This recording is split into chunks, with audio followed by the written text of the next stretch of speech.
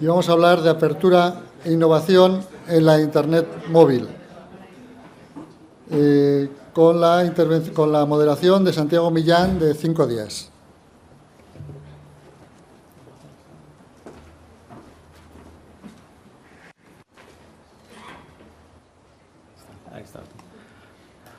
Hola, buenos días a todos. Buenos días según el horario español. Bueno, efectivamente, como he comentado, tenemos una mesa por delante, apertura e innovación en el Internet móvil. Efectivamente, Internet ya es todo, es casi indudable, pero ya hoy en día está claro, nada más que ver por las calles, en cualquier sitio, que el móvil pues también lo es, ¿eh? Salvo aquellos que tienen una carraca por móvil, los demás ya, los smartphones, ya están absolutamente generalizados. He hecho un repaso de algunas estadísticas. El Grupo Telefónica dijo que en España, al cierre del primer semestre, el 68% de usuarios móviles ya disponían de smartphone, por encima de otros países del propio grupo. La CNMC, en sus últimas estadísticas, dijo que en España ya hay 38,8 millones de líneas móviles de banda ancha, sobre un total de 51 millones de accesos, con lo cual ya se ve el porcentaje. Todo el día estamos con el móvil y entonces, pues, a partir de aquí, pues, ya se genera, obviamente, pues, un mercado, se convierte en un pilar de crecimiento, desarrollo de nuevas empresas de innovación. En este escenario, pues, bueno, pues contamos con tres representantes, bueno, dos de grandes empresas, y luego un representante de última hora del mundo de las startups, que obviamente ya no es una moda, sino que es una realidad, ¿eh? Tenemos, por un lado tenemos a Esperanza Ibáñez, que es responsable de políticas y asuntos públicos en Google, donde lleva 5 años. Anteriormente estuvo en distintos cargos de asesoramiento, si no me equivoco, en los ministerios de Justicia y Presidencia. Tenemos también a Christoph Steck, que es responsable de políticas públicas e Internet en Telefónica, donde lleva más de 14 años en distintas filiales, Telefónica Europe, O2, y desde 2013 en el puesto actual. Representa a la compañía en múltiples organismos, la ENDO, el ICANN, la OCDE.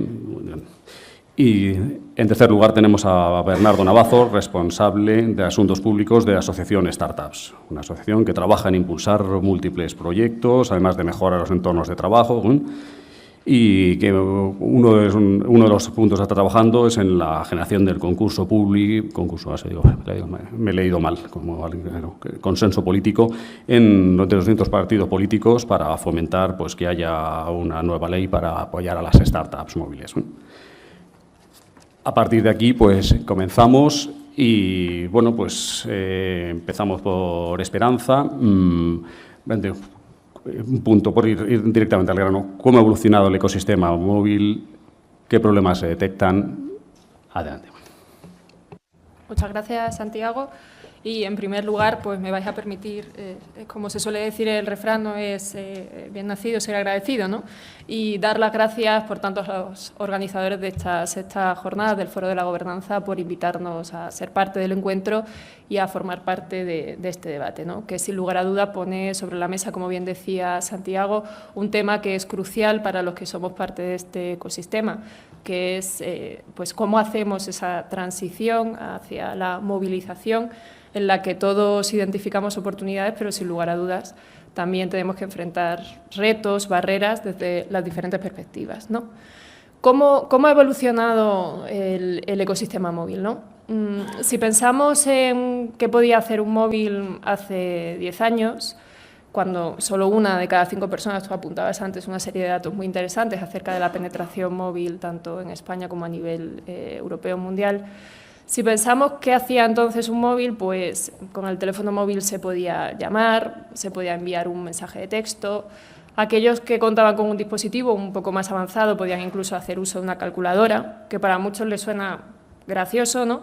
Pero yo recuerdo que poder tener una calculadora en el teléfono era como una súper innovación por entonces, ¿no? Si pensamos qué hace un teléfono móvil hoy en día, pues la realidad es que ha cambiado muchísimo, ¿no? Hoy, pues mientras estoy esperando a una persona con la que me he citado para comer, puedo consultar noticias, puedo mirar las reseñas del restaurante donde voy a comer, puedo incluso hacer el embarque, el check-in, ¿no? Porque recuerdo que tengo que hacer el embarque, no lo he realizado, abro mi teléfono, o sea, enciendo mi teléfono móvil, utilizo la aplicación correspondiente puedo hacerlo.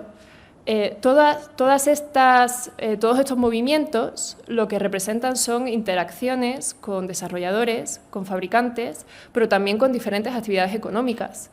Si yo abro mi aplicación y compro a través de Wallapop, resulta que estoy interactuando con una empresa nacida en España que vale o que hoy está valorada en muchísimos millones de euros, ¿no? Todo eso hace 10 años pues era absolutamente impensable también para los que somos parte de este ecosistema, ¿no?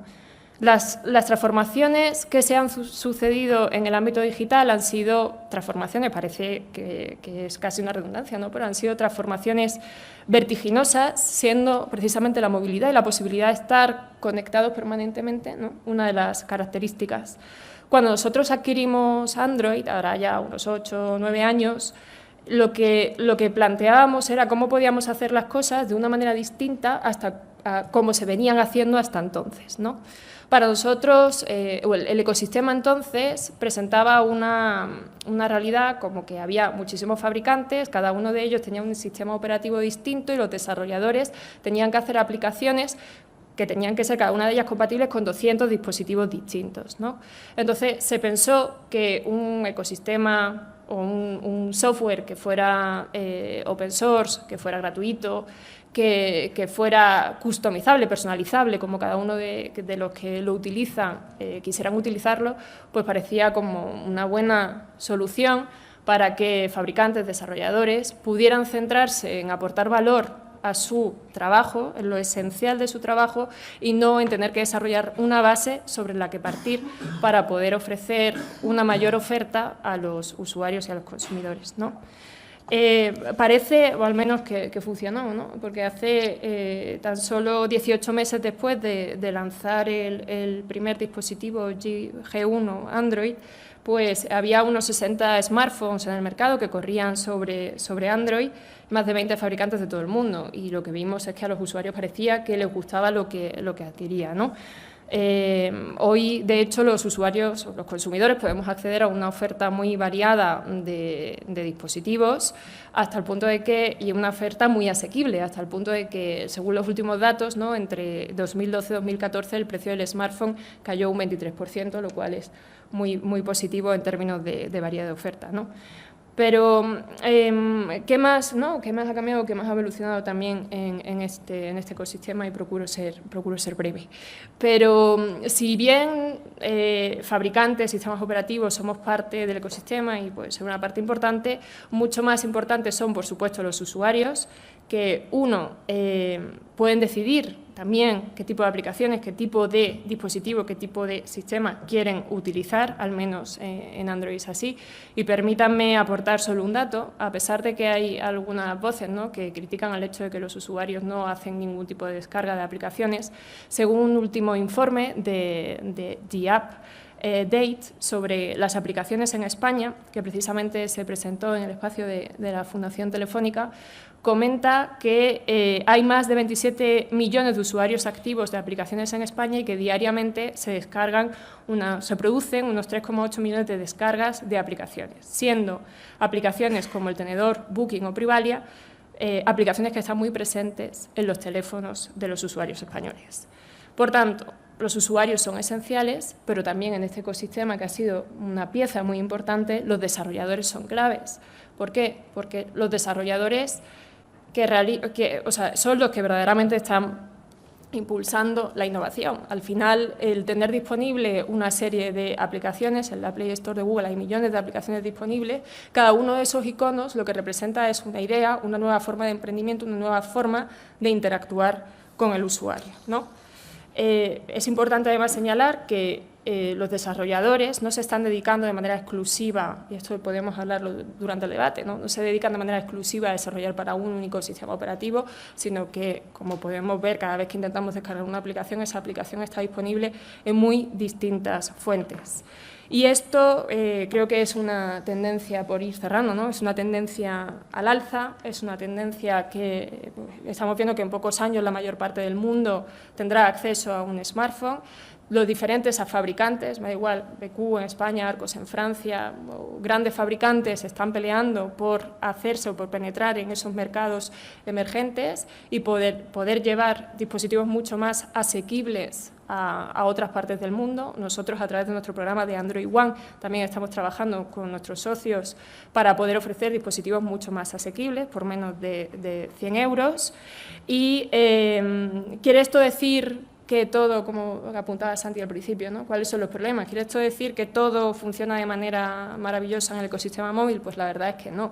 Para nosotros, según una encuesta de App Developer Alliance, que salía hace escasamente un mes, uno de los principales problemas que enfrentan los desarrolladores en un mercado altamente competitivo, el 97% consideraba que había muchísima competencia en el mercado de las aplicaciones. Para ellos, uno de los principales hándicaps estaba en poder hacerse visible, en poder que el usuario le viera y poder ser él al que eligieran y no a otras aplicaciones que estaban ofertando también un servicio similar, ¿no? Ese era uno de sus principales problemas.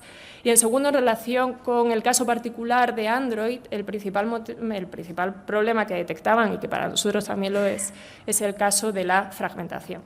¿Qué significa la fragmentación? Es verdad que la fragmentación no es un problema nuevo. Ya por los años 70, ATT tuvo un problema con una serie de plataformas por el tema de la fragmentación. Es verdad que en Java 2.0 también se detectó ciertos problemas de fragmentación por esa incompatibilidad y nosotros lo estamos enfrentando también en Android, porque la contrapartida de tener un software abierto, gratuito, personalizable, es que hay muchas versiones de Android. Y eso implica también, como decía, problemas desde el punto de vista de que una aplicación puede funcionar en determinadas versiones y no puede funcionar, y puede no funcionar en otras. Y eso es malo tanto para el desarrollador, que tiene que hacer compatible su aplicación con las diferentes versiones de Android. Eso es malo para el fabricante, que lo que le interesa es que la aplicación funcione, evidentemente, en su dispositivo, porque lo que quiere es que el usuario lo abra y pueda usar lo que quiera. Y eso es malo, evidentemente, para el consumidor, que no sabe qué aplicación funciona o no en ella, ¿no? Entonces, nosotros estamos intentando abordar ese problema, y luego, si queréis, lo tratamos durante el debate, a través de los acuerdos antifragmentación, cuyo objetivo es simple y llanamente pues, poder crear un ecosistema, un espacio compatible donde las diferentes aplicaciones funcionen sin ningún tipo de problema, ¿no? Y bueno, creo que me he extendido demasiado, así que termino ya y debatimos luego sobre las diferentes cuestiones, ¿no? Muchas gracias. Christoph, adelante. Innovación nueva, cómo se está cambiando los Internet, los servicios digitales, una visión desde un operador, ¿no? Muchas gracias. Bueno, muchas gracias y gracias por tenernos aquí. Ya veráis que el segundo referente de Telefónica, el segundo Giri, eso también dice algo sobre esta compañía. Creo que estamos cambiando bastante. Y bueno, yo creo que Esperanza ya hizo una cuestión fabulosa y buenísima. Creo que efectivamente, como dijo,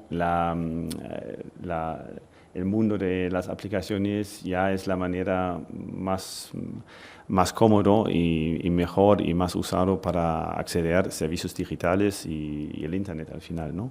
Yo creo que eso es el gran cambio que hemos visto en los últimos años, que nosotros seguimos pensando que el Internet es un navegador, es una página web, es un teclado donde hacemos algo así. Y la verdad es que no. Que ya hoy nosotros estamos usando una pantalla que tiene este tamaño, que es mucho más pequeño que una pantalla normal de un ordenador, y estamos haciendo así, porque usamos aplicaciones. Para todo lo que estamos básicamente usando regularmente en el mundo digital, normalmente nos bajamos una aplicación y no vamos mucho a páginas web. Esto pasa cuando buscamos algo que está fuera del normal, ¿no? Pero para la mayoría de las actividades, una aplicación en un móvil es la manera de acceder al mundo digital, vamos a decirlo así. Y esto es todavía más fuerte, porque a lo mejor nosotros podemos decir, vale, pero yo tengo en casa mi ordenador, puedo acceder al World Wide Web, ¿no? Sin problemas, si me da la gana, entonces yo puedo hacer que me da la gana. Es verdad, Pero si pensamos sobre el mundo, es verdad que todavía siguen 2/3 de la población mundial sin acceso al Internet y no lo van a tener basado en una red fija o en un ordenador. Lo van a tener usando un móvil, un smartphone y básicamente usando una red Wi-Fi o una red móvil, pero básicamente basado en alguna tecnología inalámbrica usando un smartphone. Esto va a ser la realidad para la gran mayoría de la población y no van a tener alternativa. No como nosotros que nos da el lujo, que podemos usar uno o el otro, van a tener básicamente una manera. Y yo creo que, bueno, esto plantea algunos retos, ¿no? Y creo que Esperanza estaba correcto cuando dijo que hacerse visible ese reto grande para un desarrollador, para alguien que quiere innovar. Yo creo que tenemos aquí también básicamente el mundo de los startups, ¿no? Y yo creo que muchos de ellos, no todos, pero muchos de ellos ven su futuro también haciendo aplicaciones y básicamente vendiendo algún servicio sobre una aplicación. Y creo que eso es el reto grande, es que no es más llegar a miles de millones de potenciales usuarios o clientes, eso es fácil. Lo difícil es hacerse visible, porque la pantalla está limitada, es un escaparate bastante limitado. Obviamente hay millones de aplicaciones, pero ¿cuándo se puede ver una pantalla así? Entonces, ¿cómo vamos a encontrar esta información? ¿Qué nos va a dirigir básicamente a la aplicación que quiero usar, al servicio que quiero usar, a la compañía que está detrás de ese servicio? Eso es la gran pregunta a día de hoy que vemos en el mundo, vamos a decir, comercial de Internet, ¿no? ¿Quién básicamente va a tomar las decisiones sobre qué voy a ver yo como usuario, como usuario de Internet y de servicios digitales? Y esto, antes creo que era una discusión que todos vosotros conocéis, que era basado en un navegador y en páginas web, que era cómo puede aparecer arriba en los resultados de buscador de Google, ¿no? O de otro buscador, pero bueno, cómo puede estar en los primeros 10 resultados, ¿no? Y se ha generado una industria entera para mejorar este posicionamiento de una empresa, de un servicio. Y día de hoy esto ya se está convirtiendo cada vez más en cómo puede aparecer arriba de los resultados del buscador de un App Store, ¿no? Lo que pasa es que como tenemos básicamente dos sistemas operativos en el mundo día de hoy para móviles, que es el sistema de Apple o el sistema de Google, y con esto van juntos los App Stores que están vinculados y preinstalados al móvil. Y claro, lo que pasa es que la única manera de encontrar una aplicación suele ser buscando en una tienda en un App Store y en un mercado para aplicaciones ahí, ¿no? Y yo creo que este es uno de los retos que vamos a ver en el futuro, que vamos a ver una discusión sobre, pero entonces, ¿qué es el indicador? ¿Cómo se van a realizar estos resultados de un buscador? Si yo pongo en un App Store la palabra, una aplicación para ver el tiempo, ¿qué va a aparecer realmente arriba? ¿Esto va a ser la aplicación más usada? ¿Va a ser una aplicación que ha pagado más para estar arriba? ¿Cómo vamos a generar esos resultados? Y creo que eso es fundamental también para el tema de la visibilidad otra vez, ¿no? Que claro, para una empresa pequeña que quiere ser visible, ¿qué posibilidades van a existir para hacerse visible, ¿no? ¿Cómo se puede realmente mejorar en esta manera? Y creo que estos son temas que ya a día de hoy vemos y vamos a ver todavía más en el futuro. Pero mi mensaje principal es, creo que tenemos que ser conscientes que el uso de Internet de hoy no tiene nada que ver con el uso de Internet de hace algunos años, pero nada de nada. Este es un Internet totalmente distinto que estamos usando. Día de hoy se puede generar un negocio grande en Internet sin tener un dominio, si está presente en el World Wide Web. Hace 5 o 10 años eso era imposible. Eso era básicamente el sitio que necesitaba, ¿no? Para montar mi negocio. Era una página web. Día de hoy ya no es así. Día de hoy es una aplicación que necesito. Y una aplicación no necesita ningún dominio, por ejemplo. Entonces, todo eso que hemos montado en la gobernanza de Internet, ICANN con una gobernanza centralizada más o menos mundialmente para dominios y todo esto, a día de hoy ya cada vez es menos importante. existe. Y lo que existe son sistemas que están basados en aplicaciones, que están basados en sistemas operativos, y este mercado está muy concentrado. Entonces, creo que esto también explica por qué vemos últimamente movimientos de autoridades de competencia en este ámbito, porque claro, si esto es realmente la base para nuestra experiencia digital, para la base de nuestra vida digital, y tenemos básicamente un mercado concentrado, yo creo que es obvio que vamos a ver mucha discusión sobre este tema en el futuro. Muchas gracias, Christoph. Bernardo, vuestra asociación trabaja en mejorar el escenario, desarrollo de startups. Christoph ha planteado ya con más cuestiones del tema de la visibilidad en los sistemas operativos. ¿Qué se puede hacer, qué pueden hacer las startups para avanzar en la búsqueda de mercados, clientes, visibilidad? Creo que más trabajáis mucho en ese tema. Bueno, muchas gracias. Pues muchísimas gracias, por favor, a todos los organizadores y también a nuestro anfitrión, también a los dos ponentes que yo creo que han identificado esa pregunta, ¿no?, de cómo lograr la visibilidad de una startup en un medio tan ruidoso como es Internet, en el que al alcance de la mano tienes millones y millones de datos, de información, de aplicaciones, y es por qué utilizas esta, por qué no utilizas esta otra, que me parece un debate interesantísimo. E incluso diría que tenemos un par de preguntas, un par de esbozos de respuesta dentro de la asociación. Si bien es cierto que antes me hacía ilusión presentarles, o si me permiten que nos tuteemos, presentaros, la Asociación Española de Startups, en el sentido de que yo creo que cuenta bastante bien sobre, a propósito de la evolución de Internet, que exista una Asociación Española de Startups de Internet. Y es que, como nosotros definimos una startup, y sé que a lo mejor no me quiero retrotraer mucho, pero creo que se va a ver bien el engarce, nosotros definimos una startup como una empresa que, por supuesto, tiene desarrolladores, pero no deja de ser una empresa, 150, 200 trabajadores que crean un producto digital basado en Internet, innovador por la aplicación, por el mercado, por lo que se ha inventado, y que de repente tiene, y esta es la característica más definitoria, tiene el potencial de pasar de 0 a 100 en muy corto espacio de tiempo. Porque si al final del día tú te inventas un producto, un servicio o cualquier cosa basado en Internet y funciona en 5, 10, 15, 20 personas y tiene una buena aceptación, no hay ninguna razón por la cual dentro de un año o dentro de 2 esté dando servicio a 100, 1.000, 1.200 millones de personas a lo largo del mundo. Esa es la característica principal de las startups de Internet, o por lo menos de los miembros de nuestra asociación, que tiene una capacidad de crecimiento en cuanto se ha demostrado útil y válido ese servicio o ese producto inmediato. Todos conocemos el caso, por ejemplo, de Wallapop, se ha mencionado, de Job and Talent, Cabify, otras estadounidenses como puede ser Uber. En fin, existe una variedad de empresas, incluso diría que a veces me parece más certero hablar de empresas o startups y no tanto de desarrolladores. Es una empresa que decide entrar en cierto negocio, que tiene una propuesta de valor que es aceptada inmediatamente por su entorno y que de repente se da cuenta de que puede escalar muy fácilmente. Esa es la capacidad que tienen las startups y ese es el potencial específico, y por eso fue la necesidad de crear una asociación específica de este tipo de empresas, y es: pueden empezar directamente en un garaje, por llevarnos al tópico, por 3 o 4 personas, pero si se revela que lo que se han inventado es extremadamente útil, no hay ninguna razón, de nuevo, por la cual no se usa por 150 millones de usuarios, por ejemplo, Spotify, en apenas un año o 2. Esa es la belleza que tienen las startups de Internet y ese es su potencial.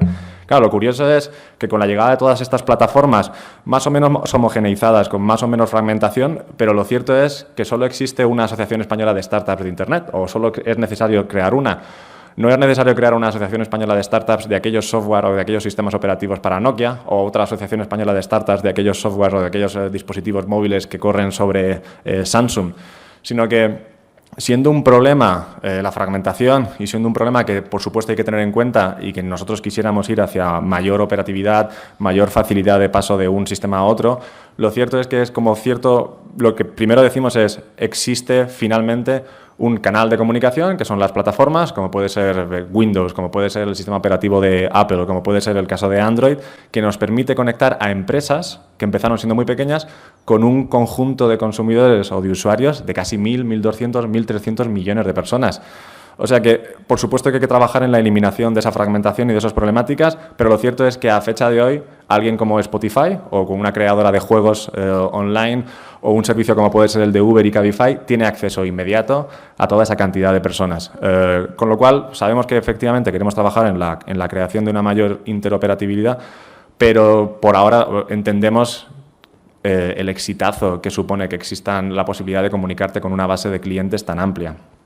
Son diferentes sectores económicos los que nuestras startups o nuestros asociados trabajan, desde transporte, hemos mencionado Uber, hemos mencionado Cabify, podemos mencionar BlaBlaCar, en alojamiento, yo creo que todos conocemos, en hostelería, desde del Súper, Globo, todas aquellas de servicios hosteleros y de transporte, hasta salud e incluso incluso las actividades de las startups relacionadas con fintech.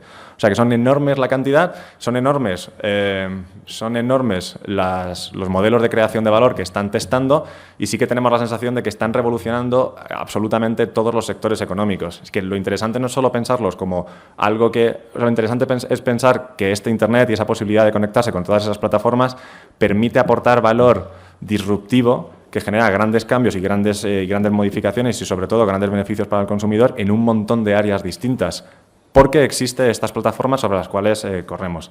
¿Cuál es el problema? Y yo creo que ya con esto terminaría, a propósito de introducción, tratando de esbozar una respuesta. Y es que efectivamente en Internet existe mucha información, existen muchas aplicaciones. ¿Por qué uno se escoge y no se escoge la otra? ¿Por qué podemos ir? Y supongo que diría que ocurre como gran parte de veces en la vida, que no siempre el mejor producto, no siempre la mejor persona es escogida y tienes que zigzaguear en el mercado. Entonces, ¿qué hacen las startups españolas a propósito? ¿Cuáles son las diferentes variantes? La primera, por ejemplo, sería una cierta tendencia que hay en los últimos meses de una startup que adquiere Media for Equity. O sea, permites la entrada de un grupo de comunicación potente, como puede ser A3 Media o como puede ser Sogecable o cualquier otro, MediaPro, con el interés de que a cambio de un porcentaje la contribución sea de varios millones de dólares en publicidad. Al final, seguro que nosotros conocemos Wallapop y YoPanTalent, pero yo creo que los conocemos también en gran parte por la cantidad de anuncios que hemos visto de ellos en televisión. A propósito, por ejemplo, de otras como puede ser Uber y Cabify, yo no sé cuántos de nosotros hemos conocido Uber y Cabify por Apple Store o por Google Play o por algunos otros sino que muy probablemente lo hayamos hecho por boca a oreja, por haberlo visto en medios de comunicación o por su presencia en redes sociales. O sea, para las startups españolas, por supuesto que es muy interesante entender cada vez más y mejor y con mayor transparencia a cómo funcionan estas bibliotecas de aplicaciones, cómo podemos aparecer en las primeras líneas, como tal, pero lo cierto es que sería algo inocente depender de solo ese canal de comunicación para vender tu startup. ¿Y cómo lo haces? Pues con los trucos que todos utilizamos para sacar adelante un negocio, desde conseguir ganchos publicitarios, desde tener un framing mediático que te permita salir en la portada de 5 días. Varias personas, por ejemplo, no sé si seguro que conocéis la marca de gafas Hawkers, que acaban de levantar 30 millones de euros. ¿Cómo consiguieron ese hype mediático por el cual se han convertido en una empresa de gafas potentísima, que no es una startup digital, pero lo consiguieron a través de la inclusión en el partenariado de estrellas mediáticas, que a través de ellas consiguieron su canal de comunicación? ¿Cómo lo consigue Wallapop y YoPanTalent? Con la incorporación, no es el caso en particular, pero esa es la forma de pensar, con la incorporación de otros.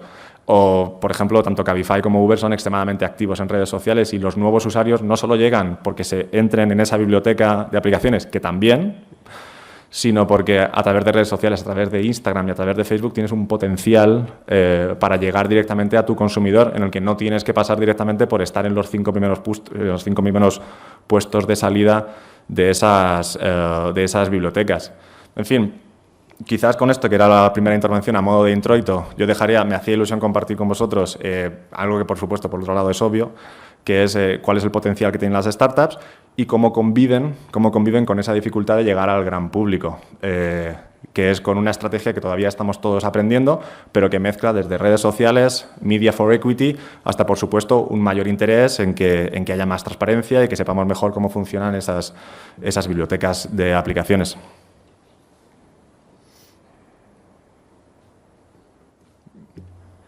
Perfecto, Bernardo. Muchas gracias. Bueno, vista ya la introducción de nuestros ponentes, se abre la puerta a los participantes desde el público.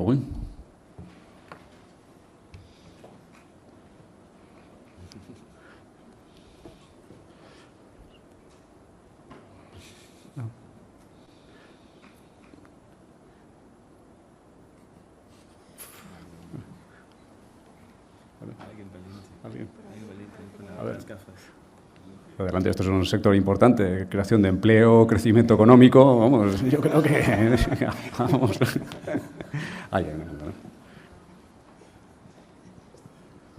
Agradecer a todos los paneles y al panel presente por toda esta presentación extraordinaria y por la oportunidad de que todos podamos compartir un poco las últimas novedades y las opiniones sobre este tema tan importante.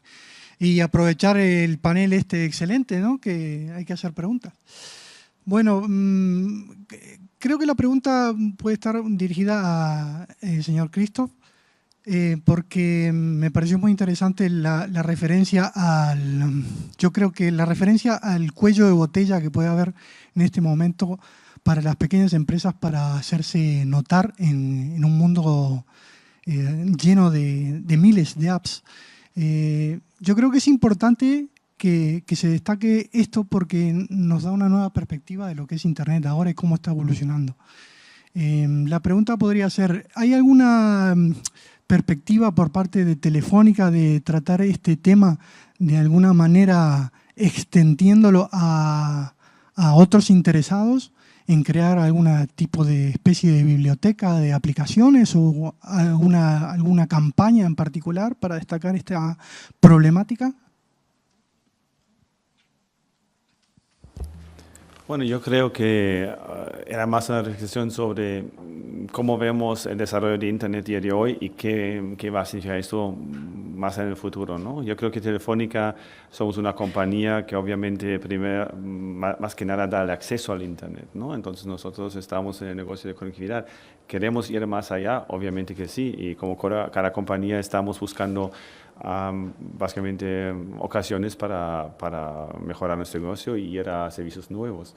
Pero yo creo que no nos vemos como una, vamos a decir, competencia en ese sentido a los que a día de hoy están en este mundo de ofrecer catálogos de aplicaciones y esto. Bueno, esto teníamos hace 10 años o incluso un poquito antes.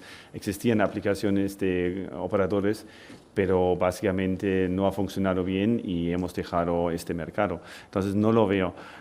Lo que sí que veo es que los usuarios y las empresas pequeñas y otros van a pedir una transparencia más grande sobre cómo funciona todo esto, porque a día de hoy no es tan fácil enterarse. Es que si pregunto aquí si un app es gratis, creo que la gente va a decir, bueno, depende, ¿no? A veces tengo que pagar, a veces no. Pero el mundo del otro lado, para los desarrolladores, creo que muy poca gente entiende cómo funciona esto.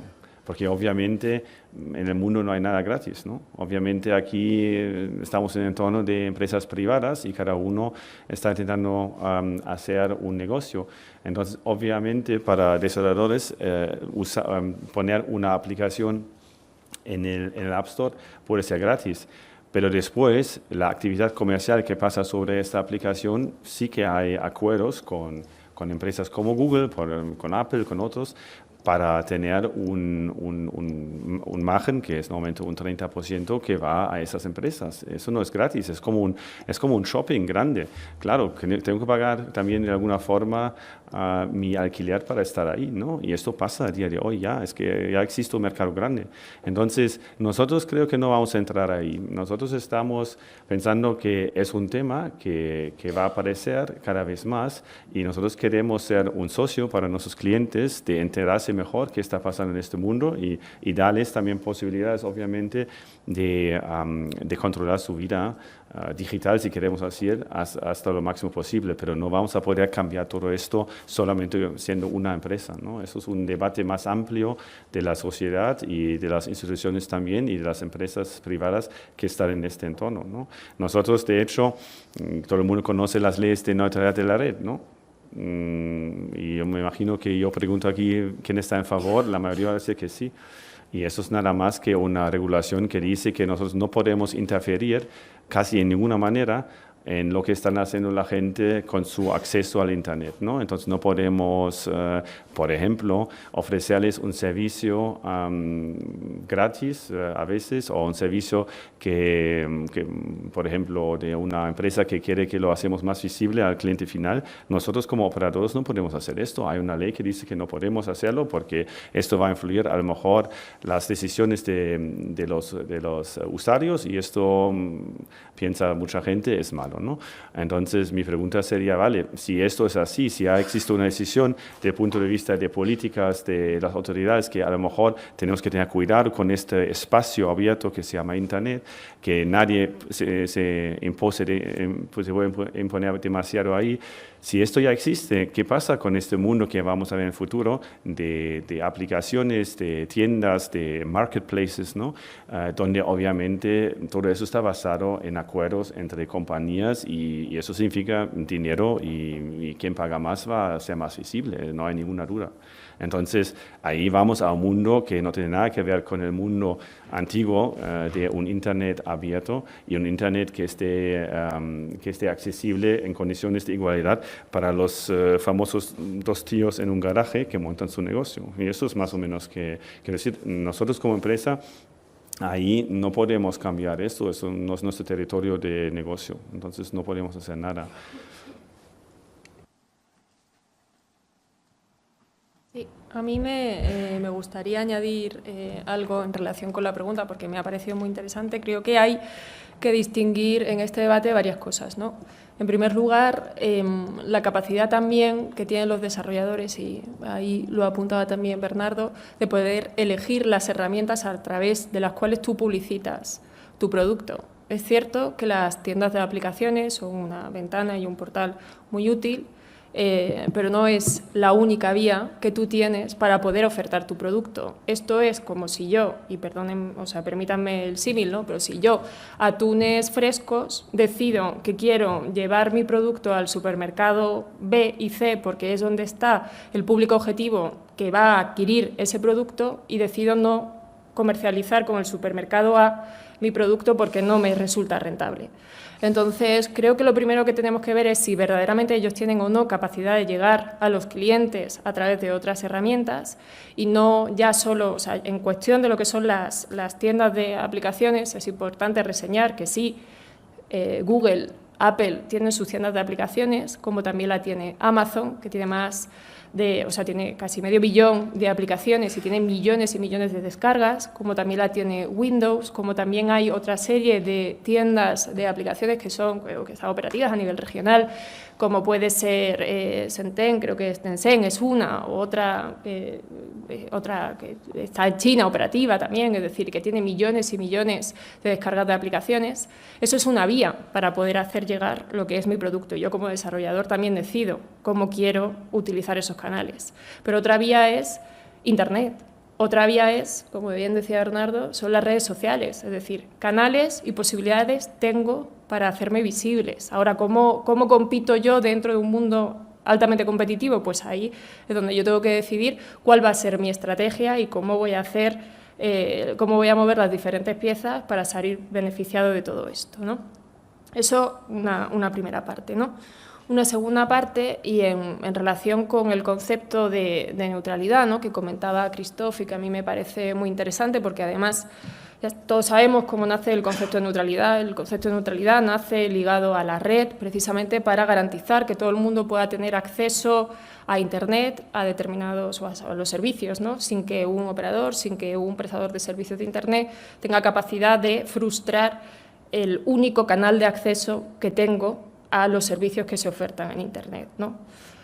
Así es como surge. Ha habido muchísimo debate en torno a la neutralidad en la red y creo que se ha llegado a una solución.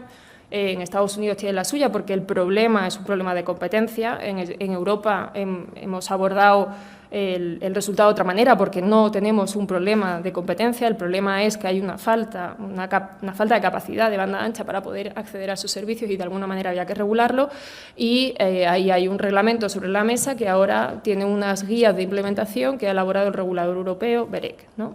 Entonces, así es como nace el concepto de neutralidad. Si nosotros nos vamos al mundo, a este mundo nuevo, como comentaba Christophe, el mundo de las aplicaciones, vuelvo a insistir, es decir, yo no tengo una sola puerta de acceso a los productos que millones de desarrolladores me están ofreciendo. Tengo muchos canales, las diferentes tiendas de aplicaciones que antes decía, pero también Internet, redes sociales, etcétera. Es más, y en nuestro caso particular, por ir un poco más concreto, es decir, hubo muchísima polémica porque determinadas aplicaciones habían decidido que no iban a hacer o que no iban a producir esa aplicación para determinados sistemas operativos. La decisión fue de la empresa que desarrolla la aplicación, no fue decisión de la plataforma, aun cuando hemos visto otras cosas, ¿no? En nuestro caso particular es cierto que nosotros tenemos una serie de políticas para poder ofertar o poder publicitar esa aplicación en la Play Store. Pero que tu aplicación no esté disponible en la Play Store no significa que no la puedas descargar en un teléfono Android. De hecho, todo lo contrario, eso es la libertad que Android da a los usuarios de poder descargársela. No quiero decir con eso que todos funcionen de la misma manera. Yo hablo de nuestro caso particular. Si la aplicación no está disponible en la Play Store, siempre puedo recurrir a Internet, siempre puedo recurrir a la página del desarrollador, siempre puedo recurrir a otras vías para poder hacerme con la aplicación. Si yo tengo interés y la aplicación a mí me resulta atractiva, esa aplicación voy a instalarla en mi teléfono, al menos en el caso de Android. Y permítame solo un dato que para mí es muy significativo, precisamente de esta encuesta que publicaba el mes pasado, como decía, Apps Developers Alliance. Más de un 40% de los editores, de los desarrolladores, están publicando en diferentes plataformas distintas a Play y a Apple. Un 23% no utiliza ninguna de ellas. Un 14% solo se limita a Windows, un 12% a Amazon. Es decir, que aquí hay un terreno múltiple, ¿no? Es decir, no solo tenemos una vía de acceso, que era lo que se discutía, ¿no? Un poco empezó por ahí el debate en relación con la neutralidad de la red. Estamos hablando de otra cosa distinta porque el escenario, evidentemente, es distinto, ¿no? Sí. ¿Alguna respuesta por alusión? ¿Sí? Bueno, solamente una reflexión corta sobre lo que vas a decir, Esperanza. Yo creo que tienes razón. Obviamente existen posibilidades de bajarte una aplicación, por ejemplo, bajándote otra tienda de aplicaciones a tu móvil. ¿Cuánta gente han hecho esto aquí en esta sala? ¿Quién sabe cómo se puede bajar otra tienda de aplicaciones a su móvil? Bueno, esto más que yo pensaba, sois muy buenos, ¿eh? Porque yo creo que la mayoría de la gente ni sabe de qué estoy hablando cuando digo, oye, ¿por qué no te bajas otra tienda de aplicaciones a tu móvil, ¿no? Entonces yo creo que obviamente existe la teoría y es verdad que se puede hacer y especialmente Android ahí está más abierto que el sistema de iOS, que no te da esa posibilidad, ahí tienes que pagarte y comprártelo en la tienda de Apple. No hay posibilidad de poner otro sistema, otra tienda. Diciendo esto, la gente no lo van a hacer. Segundo punto, yo creo que es verdad que el debate de Internet ha nacido con la idea que es muy difícil cambiarse de un operador o un servidor, una compañía que te da acceso al Internet. Pero esto, día de hoy, ya tampoco es más verdad, ¿no? Es que aquí en Madrid, para usar un ejemplo obvio, ¿cuántas redes de fibra óptica existen en Madrid, día de hoy? Existen 3, ¿no? Después 4 redes móviles, después existen los operadores virtuales y obviamente se puede cambiar, cada uno aquí sabe que se puede cambiar de uno para el otro. Entonces tampoco existe más este monopolio como existía antes y menos mal, ¿no? Bueno para todos nosotros. Entonces yo creo que mi mensaje es más que yo creo que realmente la gente, o lo que pasa es que cuando con el éxito viene mucha responsabilidad. Y eso es lo que está pasando, ¿no? Yo creo que el éxito de las aplicaciones es grande y está basado en collas de botellas o lo que es, no sé, pero en pocos sistemas, en pocas plataformas grandes, ¿no? Y yo creo que esto va a generar mucho debate, porque ¿qué es la siguiente evolución de esto? Ya lo hemos visto, el nuevo móvil de Google, que yo voy a hablar con esta cosa y voy a decir, mira, ¿dónde está la tienda más próxima para comprarme zapatos? Esto es facilísimo, esto ya a día de hoy puedo hacer, pero lo complicado comienza y ahí creo que van las empresas y va el desarrollo, es que voy a decir, oye, envía a mi mujer un ramo de flores tan bonito como la última vez. Y lo va a saber, ¿vale? Lo va a saber y lo va a enviar a mi mujer. Esto está genial para mí, para mi mujer. Y creo que para la compañía que va a hacer ese servicio. Pero claro, para la empresa pequeña que quiere montar su negocio de flores, no sé si no hay una empresa que es más grande que va a intentar pagar un poquito más a una compañía que va a ofrecer este servicio, ¿no? Y esto van a ser pocas compañías, entonces ahí no existe mucha competencia. Eso es lo que digo yo, es que no digo que esto está pasando. El monopolio bueno siempre es la mejor situación para todo el mundo, ¿no? Es que solamente un sistema, solamente un sitio donde ir. Esto está genial para alguien que quiere acceder a mucha gente y también está genial para la empresa propia, ¿no? Pero lo que pasa es que la historia nos ha dado la lección que un monopolio o un duopolio al final no es lo mejor en largo plazo, ¿no? Y creo que ahí vamos y esto va a ser el debate y por eso las autoridades ya están bastante alertas a esta situación. Bernardo, adelante. Bueno, es interesantísimo. A ver, hay solo dos apuntes que quisiera hacer, uno más a propósito de los miembros de nuestra asociación y otro a propósito de este debate sobre regulación, monopolios, duopolios u oligopolios. A propósito, se lo digo por, de verdad que preparando un poco las intervenciones de hoy, lo que hicimos fue preguntar vía correo electrónico, Slack y Twitter a todos nuestros asociados que pensaban, sobre todo por este particular de las tiendas de store. La primera respuesta fue, en realidad no nos importa. Porque la pregunta, yo si queréis os lo digo, es, fijaos, os voy a nombrar unas cuantas, miembros de la asociación o socios o empresas que todos conocemos, pero Globo, Filming, Wacky TV, Cabify, Wallapop, Job&Talent, Fiverr, Uber, Netflix, Privalia, El Tenedor, Deliveroo o Doctor 24... O sea, si conocemos a estas aplicaciones es porque alguna vez nos hemos metido y nos ha gustado mucho o es porque Netflix era absolutamente espectacular años de llegar aquí y por eso se creó Wacky, por eso se creó Filming o porque Uber era extremadamente conocido y de repente aparece Cabify. O sea, las posibilidades por las cuales, o sea, las medidas por las cuales o las vías de acceso por las cuales el usuario conoce cuáles son tus productos, o sea, son múltiples, son cambiantes. De repente Twitter era la red social, ahora ha pasado a ser Instagram, en algún momento lo será Pinterest, lo fue Facebook. Pero el debate se traduce en cómo llegar a ellos. Y lo que nos responden nuestros asociados, 117 miembros, startups o fundadores de startups, es, por supuesto que estamos interesados en que te haya como una mayor transparencia en estas tiendas por las cuales se bajan las aplicaciones, pero lo cierto es que nosotros seríamos bobos si toda nuestra estrategia de customer acquisition fuera vía estas aplicaciones. Tenemos un montón de herramientas por las cuales llegamos a nuestra base de clientes potenciales. Eso con respecto a este particular. Y luego, la verdad es que el debate más interesante es que de repente se están generando como grandes cambios digitales en los que nos da un poco de miedo observar si lo que va a surgir es un monopolio, si va a ser un duopolio, si va a ser un oligopolio. Mi conocimiento del tema, la verdad es que no llega hasta tanto. Me parece que es un área en la que habría que hacer como 10 doctorados seguidos por las universidades más prestigiosas para llegar a entenderlo una mínima. Pero la visión del ecosistema, o sea, la visión de las startups y de otros es que en realidad es una especie de juego múltiple con muchos actores y sobre todo con una base de clientes extremadamente volátil. Extremadamente volátil por el cual si de repente hay un fallo de seguridad en Yahoo te vas rápidamente a Google, que si de repente hay un pequeño fallo o lapsus calamis por parte de LinkedIn tienes que tener cuidado que no haya otro que te aproveche.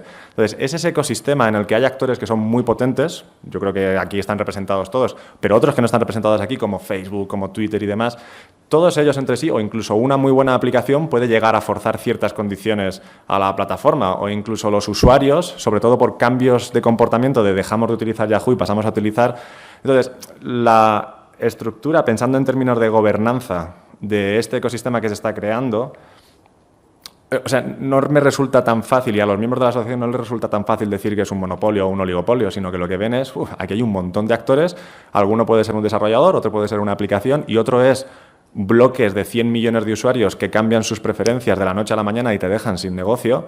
Y entonces en ese ecosistema hablar de monopolios es más complejo, porque lo que hay es muchas estructuras de mucho poder con intereses muy cambiantes y tratando de hacer mejor. Y de hecho la relación que tienen entre ellos de las aplicaciones con las plataformas, de las plataformas con los clientes, de los clientes con las plataformas o con las aplicaciones es increíble y la lucha es constante. De Take It Easy, Deliveroo, de repente una desaparece, la otra no. O sea, los movimientos son... la volatilidad es tan alta que pensar que hay alguien que desde arriba es capaz de, en cascada, imponer ciertas órdenes, bueno, podría ser, y a lo mejor merece, y yo creo que merece un objeto de análisis en cuáles son los años en los que vamos a tener cada vez un mundo más digital. Pero la visión del ecosistema es, hay 10, 15, 20, 30 jugadores importantes aquí que se condicionan los unos a los otros mucho más, y lo más importante, la volatilidad del usuario es altísima. Y eso hace que no lo veamos tanto como una estructura jerárquica rígida, sino más bien como una conversación entre 10, 15, 20, 30 actores. Muchas gracias. Una pregunta al fondo, por lo que veo.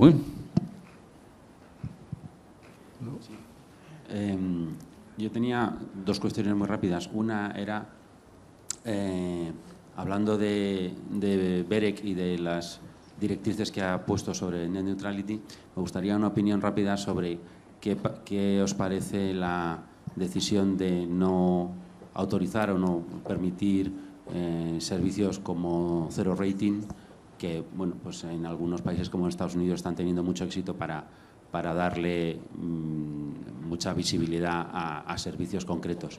Y luego, respecto a lo de la enorme variedad o monopolio a la hora de acceder por parte de las apps a las grandes masas de clientes, a mí siempre me ha llamado la atención que se ha hablado y se ha escrito muchísimo y han corrido ríos de tinta sobre Net Neutrality, pero ni siquiera creo yo que se ha llegado a acuñar la expresión de Store Neutrality, que a lo mejor es lo que Christoph quería mencionar, en el sentido de que bueno, hay muchos canales de acceso al usuario, pero es evidente que en un mundo que se está decantando rapidísimamente a la movilidad y básicamente en smartphones y tabletas, hay dos ecosistemas muy dominantes. Es decir, sigue existiendo Windows, está Amazon, pero evidentemente iOS y Android pues son los ecosistemas dominantes, y esos se están convirtiendo en las dos ventanitas a través de los cuales la gente ve lo que antes era Internet. ¿Quién se anima primero? Bueno, ya, Esperanza. Bueno, una cuestión antes de responder a tu pregunta, Christoph, y que comparto contigo, y empezaba así, ¿no? Es decir, yo no creo que en Europa haya un problema de competencia entre los operadores. Es decir, creo que ese problema existe en otros sitios, pero no aquí. Evidentemente hay capacidad de elección, y lo decía cuando hablaba de la neutralidad de red, ¿no? Empezando por la última de las cuestiones que apuntabas, yo creo que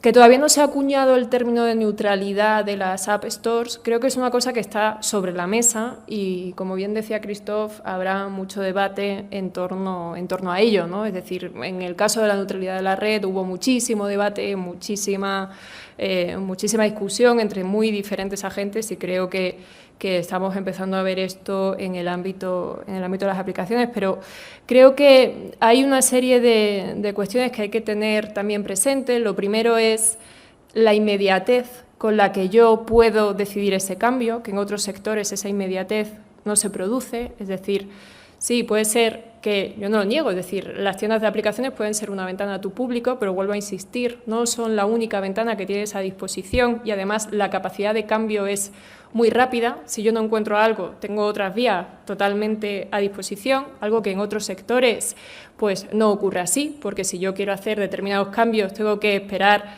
pues una serie de circunstancias que a veces pasan por rescindir un contrato, pagar una cláusula de permanencia, esperar que vengan. Es decir, hay otra serie de cuestiones que esa inmediatez no se da en otros sectores. En segundo lugar, creo que también es importante que pensemos, cuando hablamos en términos de mercado, qué entendemos por mercado, ¿no? Porque si nos atenemos a lo que es meramente cuota de mercado, pues, bueno, a lo mejor en otros sectores podemos pensar que hay 3 agentes que son dominantes porque son los preponderantes en un determinado terreno, cuando evidentemente hay multitud de ofertas y los usuarios pueden elegir. Que el mercado lo definimos por el tiempo, por el número de aplicaciones que se descargan los usuarios, lo definimos por el número de tiempo que pasan los usuarios en las aplicaciones, por el tipo de acciones que realizan cuando utilizan el teléfono, por el tipo de búsqueda. Por ejemplo, el 40% de las búsquedas ya no se inician en un buscador, se inician dentro de una aplicación, Facebook. Por ejemplo, un usuario que quiere comprar un producto, el 50% de los usuarios no inicia su búsqueda en una fuente distinta que no sea Amazon.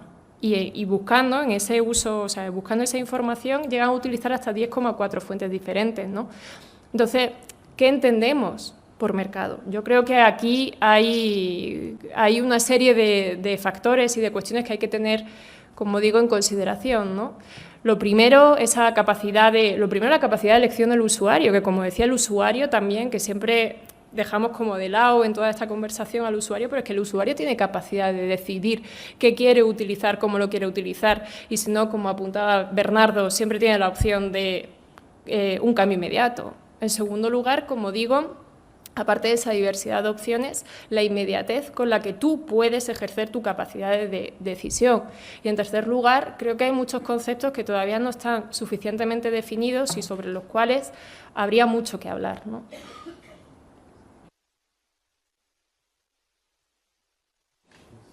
La otra cuestión que ha planteado Nacho. Bueno, el zero rating.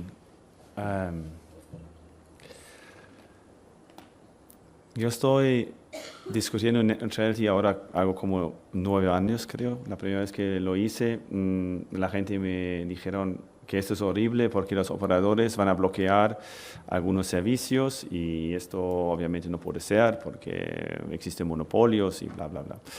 Y bueno, vale. Entonces, Telefónica os puedo decir que desde el comienzo nunca lo hemos visto así, porque siempre hemos visto que nosotros vamos a crecer básicamente dando acceso al Internet. Y, oye, nos gusta que la gente usa aplicaciones y usan servicios y quieren ver YouTube o lo que sea, ¿no? Porque esto significa que tenemos un producto que se puede vender bien. Entonces, nunca hemos entendido muy bien de dónde viene este miedo grande, en el sentido de nosotros vamos a decidir a la gente que no pueden ver algo o que solamente pueden ver una cosa específica.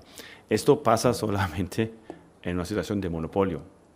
Y esto, como acabamos de decir, en la mayoría de los casos, gracias a Dios, no existe más día de hoy en Europa y existe a lo mejor en algunos sitios del mundo, pero pocos, ¿eh? Ahora, ¿podemos aceptar una regulación de neutrality? Sí, y lo hemos aceptado. La discusión se ha trasladado después a situaciones como el famoso zero rating. ¿Qué es el zero rating? El zero rating es nada más que una idea que cuando la gente, los clientes pagan a nosotros una franquicia específica para acceso a Internet, 1 giga o 5 gigas o lo que sea, que claro, que a lo mejor alguien podría tener interés, o nosotros podemos tener interés de decir, vale, esto pasa para servicios de Internet, pero hay un servicio, o 2 servicios, o 3 servicios que podemos excluir de esta franquicia. ¿Por qué existía esa idea? Bueno, lo existe porque al final el sistema de Internet, el sistema económico de Internet como existe el día de hoy, es que el acceso al Internet pagáis vosotros, ¿vale? Los usuarios pagan con sus pagos a los operadores de Internet, a los operadores el acceso al Internet, y esto básicamente es siempre mensualmente o con prepaid, lo que sea, prepago para vosotros, ¿no? Después existe una vez que estás en el Internet y usas servicios, el mercado totalmente cambia. Y el mercado está basado en anuncios normalmente que dan un servicio gratis a los clientes, ¿no? Es un sistema totalmente distinto del famoso mercado de las 2 caras, ¿no? Entonces, para el usuario el servicio es sin pago monetario, vamos a decir, pero la gente paga con sus datos, ¿no? Y para esto, una tercera compañía paga a alguien para esto. Así funciona el Internet día de hoy, ¿no? El acceso está pagado por dinero y el otro es gratis y pagado por un tercero. La única idea de zero rating era que alguna gente dijera, oye, ¿y por qué no transmitimos este sistema que está pasando cada día, ¿no? millones de veces en el Internet, que alguien va a pagar para el cliente final? Y que el cliente final entonces puede usar un servicio gratis, ¿por qué no trasladamos esto al acceso también, ¿no?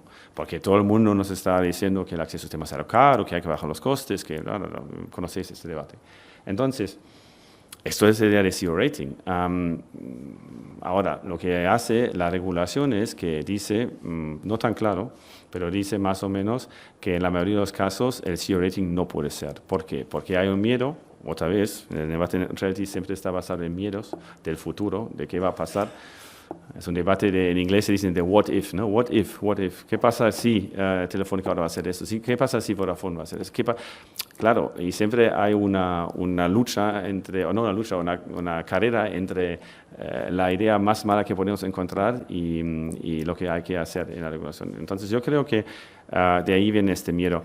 ¿Por qué? Porque alguna gente dijeron, vale, pero ¿qué pasa ahora si viene un Netflix y paga a Vodafone o a Telefónica mucho dinero y entonces van a dar a los clientes finales el servicio gratis de ver las películas de Netflix?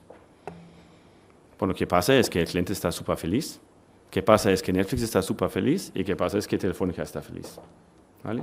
Eso es lo que pasa. Entonces, ¿qué es el problema? El problema es que después alguna gente muy se dice, ya, pero esto no es muy bonito, ¿no? Porque ahí tenemos dos empresas grandes que se llaman Netflix y Telefónica y pueden tomar decisiones y el cliente final, que quiere siempre todo gratis, es tan tonto de aceptarlo.